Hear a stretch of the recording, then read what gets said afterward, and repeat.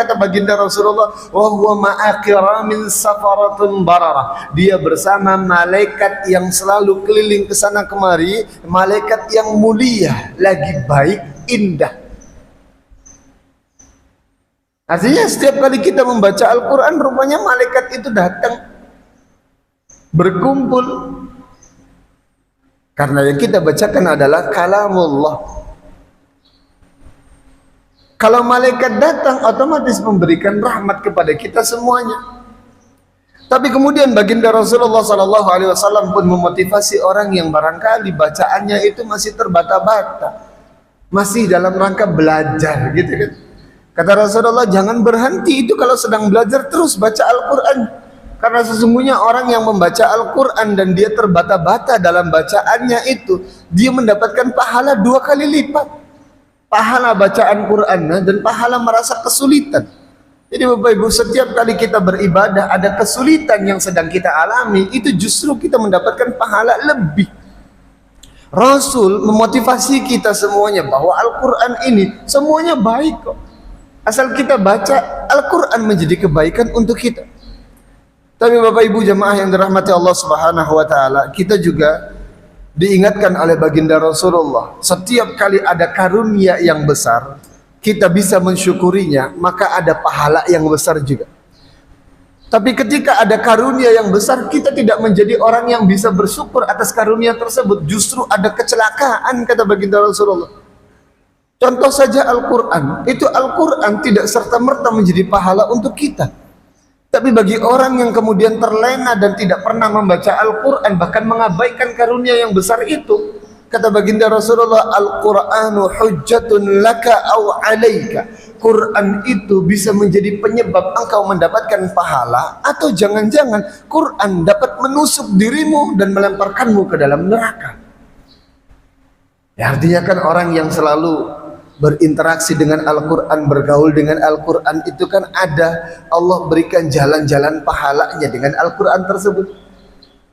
Tapi kalau ada di antara kita yang kemudian na'udzubillah, dia mengaku beriman kepada Allah, beriman kepada Allah, iman itu pedomannya adalah Al-Quran, tapi Al-Quran tak pernah dia baca, maka baginda Rasulullah katakan hujjatun alaika, bisa menjadi penyebab engkau mendapatkan dosa. Makanya disebutkan dalam hadis ini, hadis daripada Umar bin Khattab radhiyallahu anhu, anna Nabiy sallallahu alaihi wasallam qala, inna Allah yarfa'u bihadzal kitabi aqwaman wa yada'u bihil akharin. Sesungguhnya Allah mengangkat derajat orang-orang dengan Al-Quran ini. Itu orang yang baca Quran, orang yang mengamalkan Al-Quran, diangkat derajatnya oleh Allah. Tapi jangan lupa ada juga di antara orang-orang yang justru Allah jatuhkan martabatnya karena Al-Quran ini. Siapa itu? Pertama, barangkali orang yang belajar Al-Quran tapi dia justru untuk mengingkari Al-Quran tersebut. Kedua, ada Al-Quran yang kemudian dia menjadi keberkahan dan karunia yang besar untuk kita, tapi justru kita acuh tak acuh dengan Al-Quran tersebut. Pak, pokoknya apapun yang menjadi kenikmatan terbesar bagi kita, kenikmatan besar untuk kita, kalau kita tidak mensyukurinya, justru akan menjadi kecelakaan.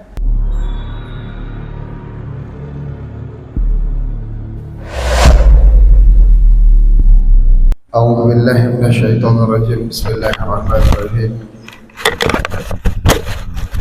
Kami hormati yang kami muliakan para asatidz, para alim ulama, para kiai, para habaib, para tokoh masyarakat, Bapak Ibu jamaah yang dirahmati Allah Subhanahu wa taala. Assalamualaikum warahmatullahi wabarakatuh.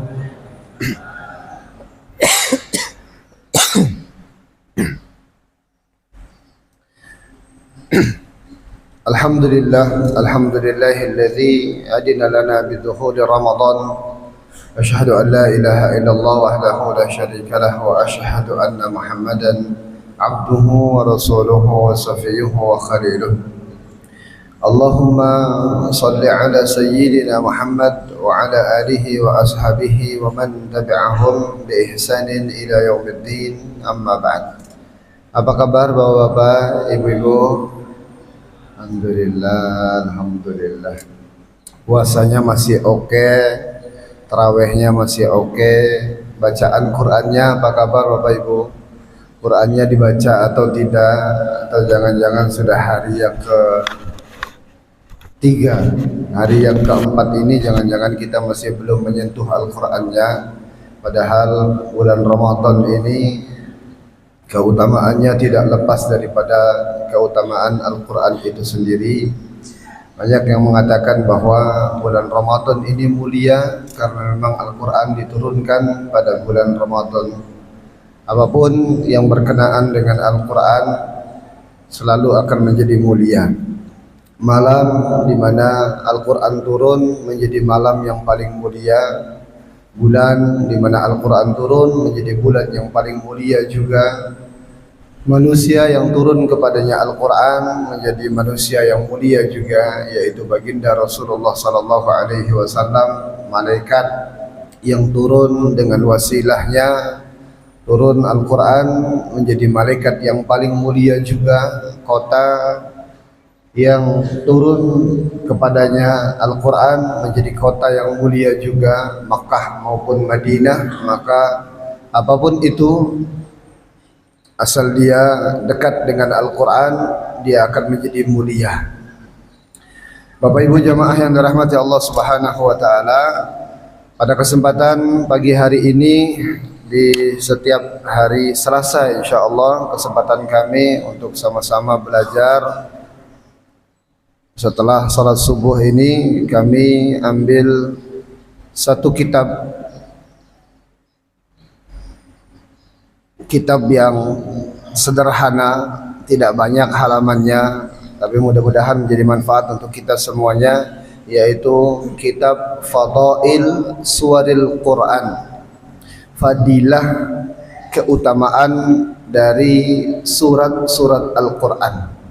Bapak Ibu jamaah yang dirahmati Allah Subhanahu wa taala, kita tahu bahwa Al-Quran itu secara umum dia memiliki fadilah yang begitu besar untuk kita. Disebutkan bahwa Al-Quran sebagai cahaya untuk kita, Al-Quran sebagai penyembuh, Al-Quran sebagai hidayah untuk kita.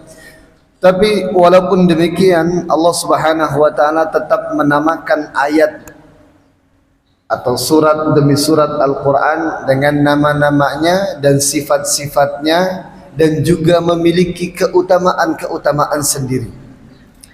Kenapa demikian? Karena Allah tahu namanya manusia, walaupun disebut orang yang beriman, tapi kadang-kadang imannya itu butuh dimotivasi. Ada orang yang imannya itu makin terpacu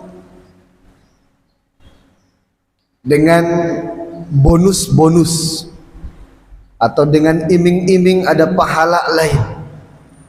Ada orang yang semakin terpacu imannya kalau sedang ditakut-takuti saja. Maka fadail suwaril Quran, fadilah daripada surah-surat Al-Quran itu kenapa ada? Karena Allah Subhanahu wa taala ingin memotivasi kita. Walaupun Al-Quran itu secara umum dia memiliki pahala yang besar, memiliki keutamaan yang besar, tapi Allah tetap memberikan bahwa setiap surat di dalam Al-Quran, bahkan ayat-ayat di dalam Al-Quran itu memiliki keistimewaannya sendiri-sendiri. Ada orang dengan hajatnya, oh hajat ini sesuai dengan kalau kita baca surat ini. Maka kitab yang bersama kita ini adalah Fadail Suwaril Quran, fadilah daripada surat-surat Al-Quran. Ini yang dinukil adalah hadis-hadis yang sahih saja dari baginda Rasulullah sallallahu alaihi wasallam. Tidak semua ayat dan tidak semua surat di dalam Al-Quran itu memiliki keistimewaan tersendiri. Tapi secara umum Al-Quran itu sudah memiliki keistimewaan yang luar biasa sebetulnya. Sering kita dengarkan hadisnya bahwa orang yang paling baik di antara kita itu adalah orang yang belajar Al-Quran dan mengajarkan Al-Quran. Kita juga pernah mendengarkan hadis daripada Sayyidah Aisyah, orang yang baca Quran asal bacaannya itu bagus, maka dia bersama dengan malaikat yang indah lagi mulia, gitu kan. Tapi kalau bacaannya itu masih terbata-bata pun tidak menjadi masalah katanya. Bukan dosa bagi orang tersebut. Ada salah-salah dalam membaca, hurufnya salah-salah wajar saja gitu kan. Yang kemudian kata baginda Rasulullah, yang terbata-bata dengan bacaannya maka dia justru mendapatkan pahala 2 kali lipat. Ada seorang sahabat Rasulullah namanya Usaid bin Khadr, itu ketika berada di Madinah Munawwarah. Madinah saat malam hari dalam keadaan panas yang tidak biasa. Ketika itu Usaid bin Khadr yang masih mempunyai anak kecil, beliau keluar rumahnya untuk membaca Al-Quran karena anaknya ini terus menangis. Beliau bacakan Al-Quran dengan menggendong anaknya tadi, menimang-nimang anaknya. Tapi rupanya karena ada kuda di samping rumahnya, ketika Usaid bin Khadr itu membacakan Al-Quran, kuda yang berada di samping rumahnya itu meronta-ronta. Akhirnya Usaid menghentikan bacaannya. Setelah berhenti bacaannya, kuda tadi pun tenang, diam. Lanjut lagi Usaid bin Khadr membacanya, kuda tadi meronta-ronta lagi. Berhenti lagi beliau dari bacaannya sampai ketiga kali beliau membaca Al-Quran. Setiap kali beliau membaca, kuda tadi meronta-ronta. Akhirnya karena takut akan keselamatan anaknya, Usaid memutuskan untuk masuk ke dalam rumahnya. Tapi sebelum masuk ke dalam rumah, Usaid melihat ke atas dulu, melihat ke langit, dan rupanya di langit itu sudah ada awan yang indah. Di sebalik daripada awan-awan itu ada bintang gemintang indah banget. Keesokan harinya Usaid berjumpa dengan baginda Rasulullah di waktu subuh. Usaid menceritakan apa yang terjadi pada malam hari. Wahai Rasulullah, semalam saya membaca Al-Quran, tapi kuda yang berada di samping rumahku itu meronta-ronta. Beliau ceritakan sampai ketika beliau mendapati ada pemandangan yang begitu indah di langit. Kata Rasulullah, andai engkau melanjutkan bacaanmu sampai di waktu subuh ini, maka orang-orang yang sekarang salat subuh akan menyaksikan betapa indahnya para malaikat yang sedang mendengarkan bacaan Qur'anmu. Itulah yang kemudian baginda Rasulullah mengatakan, walladzi yaqra'ul Qur'ana wa huwa mahirun bihi wa huwa ma'a qiramin safaratin barara. Orang yang membaca Al-Qur'an dan dia mahir dalam bacaannya, suaranya enak, tajwidnya dijaga, ada hukum-hukum dia pahami, yang harus diamalkan dia amalkan, dia bagus dalam bacaan Qur'annya. Kata baginda Rasulullah, wa huwa ma'a qiramin safaratun bararah, dia bersama malaikat yang selalu keliling ke sana kemari, malaikat yang mulia lagi baik, indah. Artinya setiap kali kita membaca Al-Quran, rupanya malaikat itu datang berkumpul, karena yang kita bacakan adalah kalamullah. Kalau malaikat datang, otomatis memberikan rahmat kepada kita semuanya. Tapi kemudian baginda Rasulullah SAW pun memotivasi orang yang barangkali bacaannya itu masih terbata-bata, masih dalam rangka belajar, gitu kan. Kata Rasulullah, jangan berhenti itu kalau sedang belajar, terus baca Al-Quran. Karena sesungguhnya orang yang membaca Al-Quran dan dia terbata-bata dalam bacaannya itu, dia mendapatkan pahala 2 kali lipat. Pahala bacaan Qur'annya dan pahala merasa kesulitan. Jadi Bapak Ibu, setiap kali kita beribadah ada kesulitan yang sedang kita alami, itu justru kita mendapatkan pahala lebih. Rasul memotivasi kita semuanya bahwa Al-Quran ini semuanya baik kok. Asal kita baca Al-Quran menjadi kebaikan untuk kita. Tapi Bapak Ibu jemaah yang dirahmati Allah Subhanahu wa taala, kita juga diingatkan oleh baginda Rasulullah, setiap kali ada karunia yang besar, kita bisa mensyukurinya, maka ada pahala yang besar juga. Tapi ketika ada karunia yang besar, kita tidak menjadi orang yang bisa bersyukur atas karunia tersebut, justru ada kecelakaan, kata baginda Rasulullah. Contoh saja Al-Quran, itu Al-Quran tidak serta-merta menjadi pahala untuk kita. Tapi bagi orang yang kemudian terlena dan tidak pernah membaca Al-Quran, bahkan mengabaikan karunia yang besar itu, kata baginda Rasulullah, Al-Quranu hujjatun laka au alaika. Quran itu bisa menjadi penyebab engkau mendapatkan pahala, atau jangan-jangan Quran dapat menusuk dirimu dan melemparkanmu ke dalam neraka. Ya, artinya kan orang yang selalu berinteraksi dengan Al-Quran, bergaul dengan Al-Quran, itu kan ada Allah berikan jalan-jalan pahalanya dengan Al-Quran tersebut. Tapi kalau ada di antara kita yang kemudian na'udzubillah, dia mengaku beriman kepada Allah. Beriman kepada Allah, iman itu pedomannya adalah Al-Quran, tapi Al-Quran tak pernah dia baca. Maka baginda Rasulullah katakan, hujjatun alaika, bisa menjadi penyebab engkau mendapatkan dosa. Makanya disebutkan dalam hadis ini, hadis daripada Umar bin Khattab radhiyallahu anhu, anna Nabiy sallallahu alaihi wasallam qala, inna Allah yarfa'u bihadzal kitabi aqwaman wa yada'u bihil akharin. Sesungguhnya Allah mengangkat derajat orang-orang dengan Al-Quran ini. Itu orang yang baca Quran, orang yang mengamalkan Al-Quran, diangkat derajatnya oleh Allah. Tapi jangan lupa, ada juga di antara orang-orang yang justru Allah jatuhkan martabatnya karena Al-Quran ini. Siapa itu? Pertama, barangkali orang yang belajar Al-Quran, tapi dia justru untuk mengingkari Al-Quran tersebut. Kedua, ada Al-Quran yang kemudian dia menjadi keberkahan dan karunia yang besar untuk kita, tapi justru kita acuh tak acuh dengan Al-Quran tersebut. Pokoknya apapun yang menjadi kenikmatan terbesar bagi kita, kenikmatan besar untuk kita, kalau kita tidak mensyukurinya, justru akan menjadi kecelakaan. Itu kan ada hadis dari baginda Rasulullah yang sering disebutkan sekarang itu ketika Ramadan datang, yang ketika itu Rasulullah mengatakan amin sampai 3 kali. Rupanya ada malaikat Jibril yang berdoa sampai 3 kali doanya itu, yang kemudian diaminkan oleh Rasulullah. Yang berdoa malaikat yang paling mulia, yang mengaminkan manusia yang paling mulia. Apa yang dikatakan oleh Jibril? Kata Jibril, celaka, raghima anf, celaka. Siapa itu? Man dzukirtu indahu falam yusalli alayya. Nikmat pertama adalah nikmat diturunkannya baginda Rasulullah. Ada syariat kita bersalawat kepada Rasulullah. Asal namanya Rasulullah disebut, kita bersalawat, itu cara kita mensyukuri nikmat Allah. Berupa turunnya, berupa diutusnya baginda Rasulullah SAW. Tapi kalau ada kemudian orang yang disebutkan nama Rasulullah SAW, dia tidak bersalawat, celaka orang ini katanya. Keduanya, raghima anf man adraka abawaihi falam yudkhila al-jannata. Celaka lagi siapa? Bagi orang yang memiliki karunia orang tuanya masih dalam keadaan hidup, tapi dia tidak bisa berbuat baik kepada kedua orang tuanya, sehingga orang tua ini dapat menjadikan kita masuk ke dalam surga. Ini kan luar biasa. Ada nikmat yang besar. Apa itu? Pintu surga kita yang paling dekat itu hidupnya orang tua kita.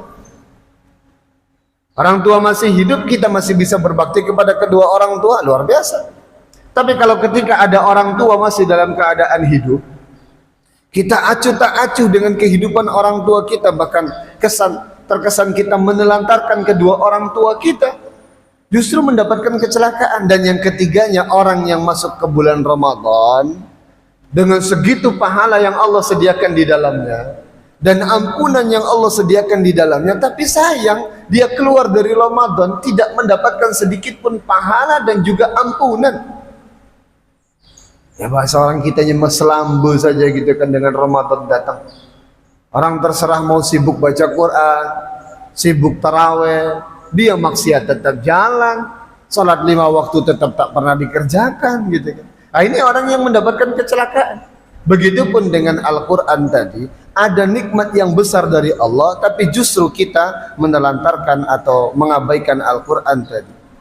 Bapak Ibu jemaah yang dirahmati Allah Subhanahu wa taala, kita masuk ke fadilah daripada surat Al-Fatihah. Hadisnya an Ibnu Abbas radhiyallahu anhum, an Ibnu Abbas radhiyallahu anhuma qal bainama Jibril qa'idan inda Rasulillah sallallahu alaihi wasallam sami'a naqidan min fawqihi farafa'a ra'sahu faqala hadha babun minas sama' fataha al-yawm wa lam yuftah quttan illa al-yawm. Jadi dari Ibnu Abbas ketika para sahabat duduk bersama dengan baginda Rasulullah, tiba-tiba Rasulullah sallallahu alaihi wasallam mendengarkan ada bunyi naqidun, ada bunyi pintu terbuka dari langit.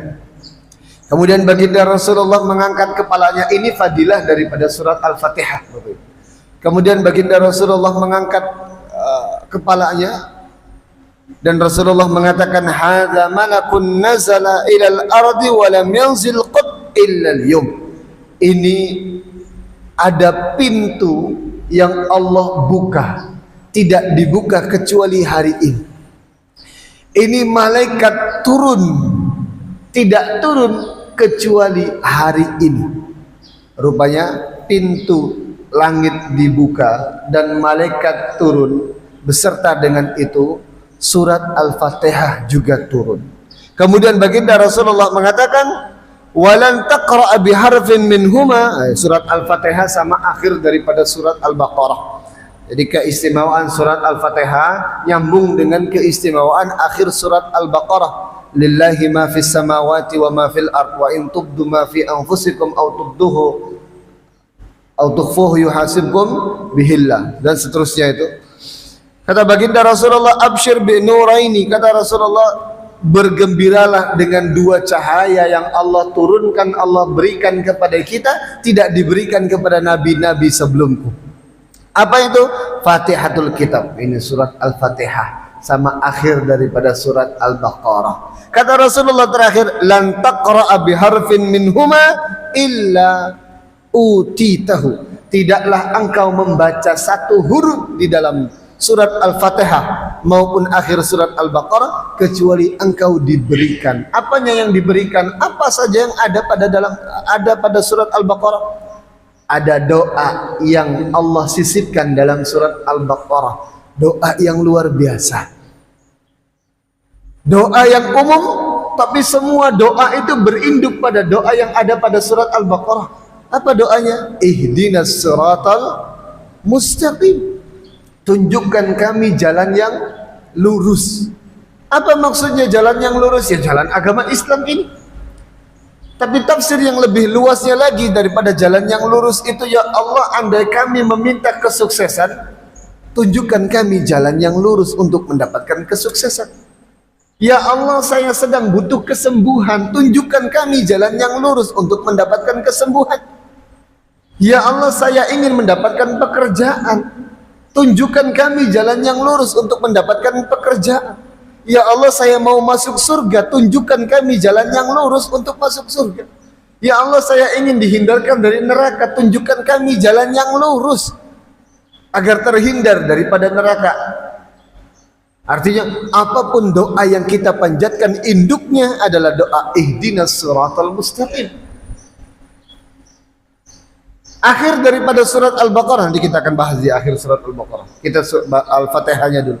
Artinya Bapak Ibu, apapun yang kita doakan itu dalam surat Al-Baqarah, surat Al-Fatihah, dan doa tadi itu satu doa yang terkandung dalam surat Al-Fatihah itu, kita berdoa dengan ihdinas siratal mustaqim, Allah pasti akan mengabulkan, karena memang surat Al-Fatihah ini turunnya dengan dibukakan pintu langit.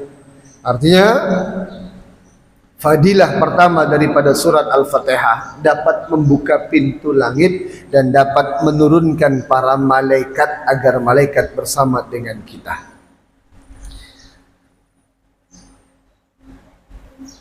Surat Al-Fatihah menjadi surat yang paling mulia di antara surat-surat yang lainnya. An Abi Sa'id Al-Khudri, ketika itu baginda Rasulullah sallallahu alaihi wasallam mengajak Abi Sa'id Al-Khudri bertanya, Rasulullah mengatakan, ala wa'allimuka a'zama suratin fil Quran, maukah engkau saya beritahu apa itu surat yang paling mulia di dalam Al-Quran, surat yang paling mulia di dalam Al-Quran. Kemudian baginda Rasulullah sallallahu alaihi wasallam hampir keluar dari masjid dan Rasulullah mengatakan, alhamdulillahi rabbil alamin wa huwa sab'al masani wal Qur'anul azim alladzi utitahu.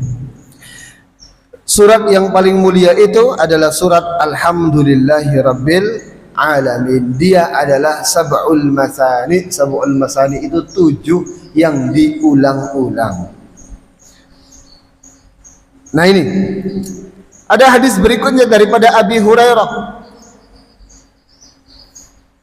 Qala Rasulullah sallallahu alaihi wasallam wa qala Allah Ta'ala. Artinya hadis ini adalah hadis qudsi.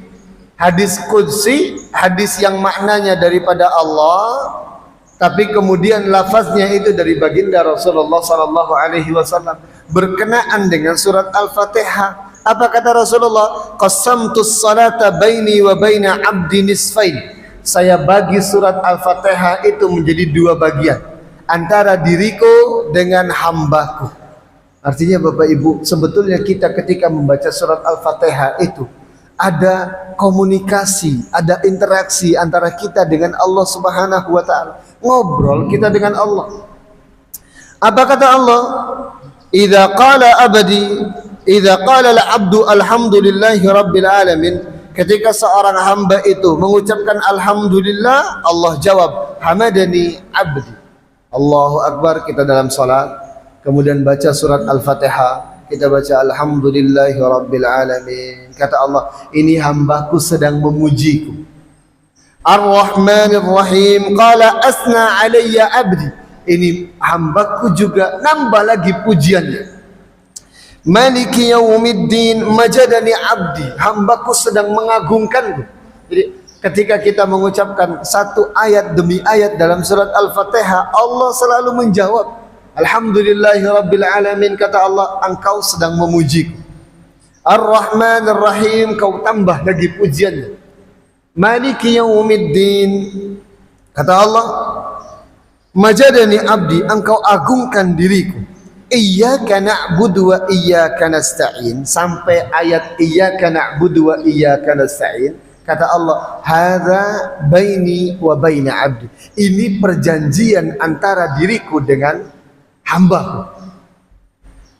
Artinya ketika kita mengucapkan iyyaka na'budu wa iyyaka nasta'in, itu kan kita janji kepada Allah bahwa Allah, hanya kepadamu lah aku meminta pertolongan, hanya kepadamu lah aku menyembah, dan hanya kepadamu lah aku meminta pertolongan.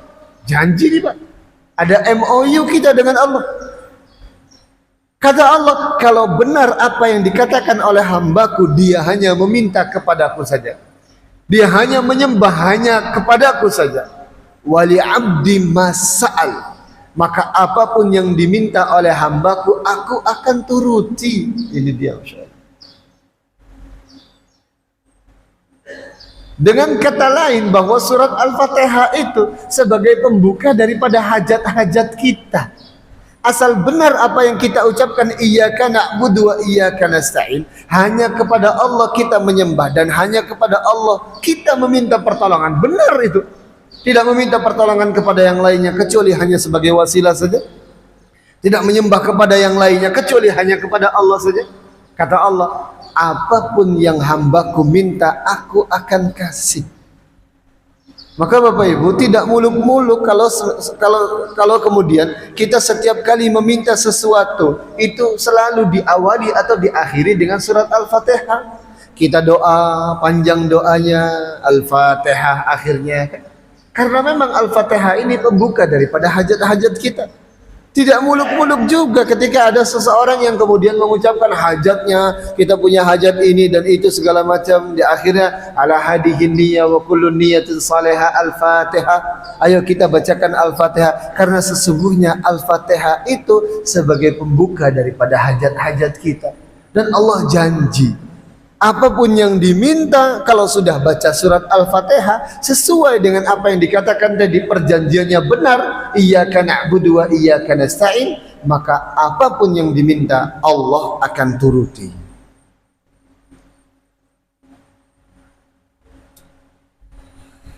Itu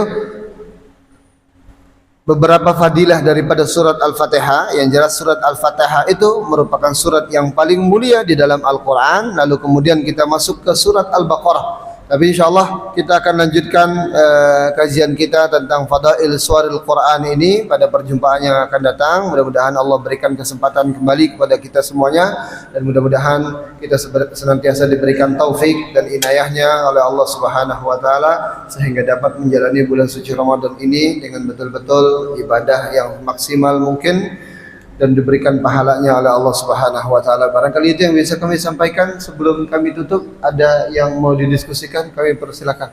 Silakan Pak. Masya Allah, jauh betul.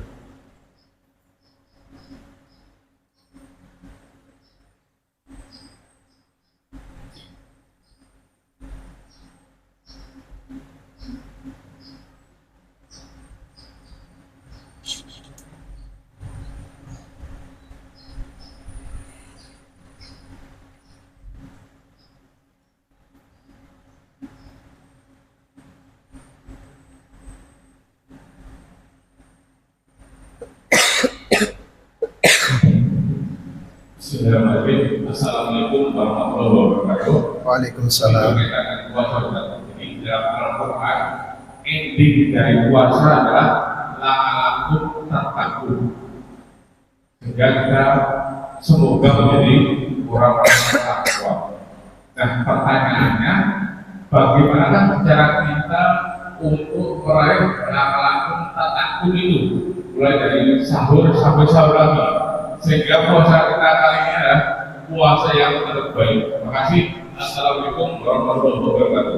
Waalaikumsalam warahmatullahi wabarakatuh. Penutup daripada surat Al-Baqarah di ayat yang ke-183, la'allakum tattaqun, setelah Allah bahas tentang keutamaan daripada puasa, kewajiban daripada puasa, kutiba alaikumusiyam kama kutiba alal ladzina min qablikum la'allakum tattaqun. Itu Allah ingin memberitahu kepada kita bahwa puasa itu latihan bagi kita untuk bertakwa. Maka kalau ada kemudian di antara kita yang masih puasa tapi takwanya itu masih belum kuat, itu wajar. Karena memang puasa itu latihan agar kita semakin bertakwa kepada Allah. Apa maksudnya takwa itu? Takwa itu secara bahasa kita merasa senantiasa diawasi oleh Allah. Puasa itu latihan bagi kita. Latihan karena ibadah puasa tidak ada yang tahu kecuali Allah. Kalau ada di antara bapak-bapak pulang dari masjid ini masuk ke kamar mandi bawa minum, nggak ada yang tahu. Bapak minum kan tidak ada yang tahu. Tapi karena puasa itu adalah belajar kita agar menjadi orang yang bertakwa, sehingga ketika orang tidak melihat pun bagaimana bentuk puasa kita, tapi Allah Maha tahu, Allah Maha melihat. Maka Allah katakan la'allakum tattaqun, itu artinya bukan kita puasa itu harus dengan takwa yang maksimal, tapi takwa itu justru mengajarkan kita untuk puasa itu justru mengajarkan kita menjadi orang yang bertakwa, orang yang senantiasa diawasi oleh Allah Subhanahu wa taala.